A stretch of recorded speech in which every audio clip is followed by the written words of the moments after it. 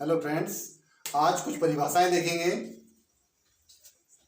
दर्पण से रिलेटेड परिभाषाएं।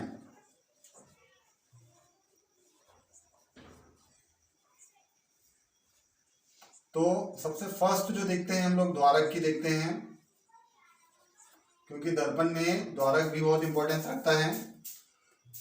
तो हमारा जो गोलीय दर्पण होता है, गोलीय दर्पण को जब हम काटते हैं तो उसको जो अधिकतम लंबाई से हम काटते हैं, जो जैसे हम गोलीय दर्पण को यहाँ काटेंगे उसकी अधिकतम लंबाई से, तो उसके जो दोनों अधिकतम लंबाई के सिरे होते हैं, वो अधिकतम लंबाई के सिरे को ही हम क्या कहते हैं, उसका द्वारक कहते हैं। तो यहाँ जो एक रहेगा हमारा क्या हो जाएगा, द्वारक हो जाएगा। तो गोलीय दर्पण के दोनों सिरे, अधिकतम लंबाई के दोनों सिरे को ही हम क्या कहते हैं, गोलीय दर्पण का द्वारक कहते हैं। इसके बाद सेकेंड आपको याद रखना है ध्रुव। ध्रुव मीन्स पोल, ये भी सिंपल सा होता है। अब ये जो बाहर से पॉलिश रहेगा और अंदर वाला हमारा क्या हो जाएगा, परावर्तक पृष्ठ हो जाएगा। जैसे ये हमारा दबा हुआ परावर्तक पृष्ठ है, मीन्स क्या है, अवतल दर्पण है। तो परावर्तक पृष्ठ का जो मध्य बिंदु होता है उसी को हम गोलीय दर्पण का क्या कहते हैं, ध्रुव कहते हैं। और इसे हम कैसे दर्शाएंगे, पी से, पी फॉर पोल। थर्ड जो रहेगा वो रहेगा वक्रता केंद्र। वक्रता केंद्र रहेगा। तो जो हमारा गोलीय दर्पण है, गोलीय दर्पण जिस गोले का भाग होता है, गोलीय दर्पण जिस गोले का भाग रहेगा उसके केंद्र को ही हम क्या कहते हैं, उसका वक्रता केंद्र कहते हैं। तो गोलीय दर्पण जिस गोले का भाग होता है उसका केंद्र क्या कहलाता है, वक्रता केंद्र कहलाता है। तो यहाँ सी हमारा क्या हो जाएगा, वक्रता केंद्र हो जाएगा। इसके बाद में फोर्थ जो रहेगा आपका वक्रता त्रिज्या रहेगा। वक्रता त्रिज्या रहेगा। तो जो हमारा गोलीय दर्पण है, गोलीय दर्पण जिस गोले का भाग होता है उसकी त्रिज्या को ही हम क्या कहते हैं, उसकी वक्रता त्रिज्या कहते हैं। मीन गोलीय दर्पण जिस गोले का भाग रहेगा उसकी त्रिज्या को ही हम क्या कहेंगे, उसकी वक्रता त्रिज्या कहते हैं। तो पीसी हमारी त्रिज्या है, तो वक्रता त्रिज्या को हम क्या करते हैं, आर से दर्शाते हैं। फिर इसके बाद में वक्रता त्रिज्या के बाद आपको याद रखना है मुख्य अक्ष।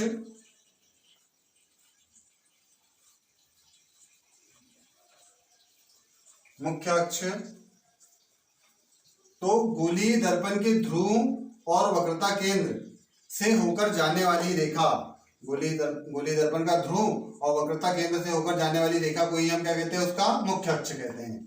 तो यहाँ पीसी हमारा क्या है, मुख्य अक्ष है। अब नेक्स्ट आपको याद रखना है मुख्य फोकस। मुख्य फोकस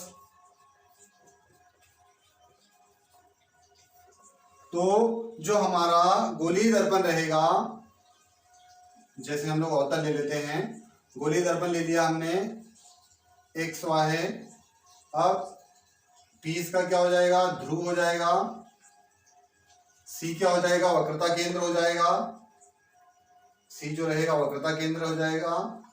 और पीसी क्या हो जाएगा, इसका मुख्य अक्ष हो जाएगा। अब जब कोई प्रकाश किरण मुख्य अक्ष के समांतर क्या हो, आपतित हो, जैसे ये भी मुख्य अक्ष के समांतर आपतित हो गई और ये भी हमने क्या किया, मुख्य अक्ष के समांतर आपतित हो गई। और मुख्य अक्ष के समांतर क्या हुई, दोनों प्रकाश किरणें मुख्य अक्ष के समांतर आपतित हुई।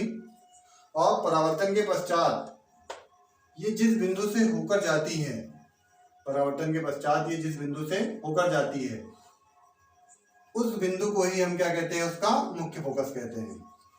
यहाँ एफ हमारा क्या है, मुख्य फोकस है। ठीक है, एफ हमारा क्या है, मुख्य फोकस है।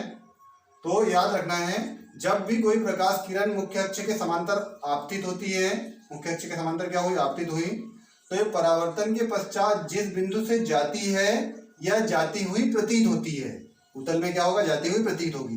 तो जिस बिंदु से जाती है, जिस बिंदु से जाती हुई प्रतीत होती है, तो उस बिंदु को ही हम क्या कहते हैं, उसका मुख्य फोकस कहते हैं, है ना। तो जब कोई प्रकाश किरण मुख्य अक्ष के समांतर आपतित होती है तो परावर्तन के पश्चात जिस बिंदु से जाती है या जिस बिंदु से जाती हुई प्रतीत होती है उसी को हम क्या कहते हैं, मुख्य फोकस कहते हैं। इसे हम कैसे दर्शाते हैं, एफ से दर्शाते हैं। इसके बाद फोकस दूरी आ जाएगा आपके पास में। फोकस दूरी तो गोली दर्पण के ध्रुव से मुख्य फोकस के बीच की दूरी को हम क्या कहते हैं? फोकस दूरी कहते हैं। तो पीएफ क्या है? फोकस दूरी है, और इसको हम क्या करते हैं? स्मॉल एफ से दर्शाते हैं।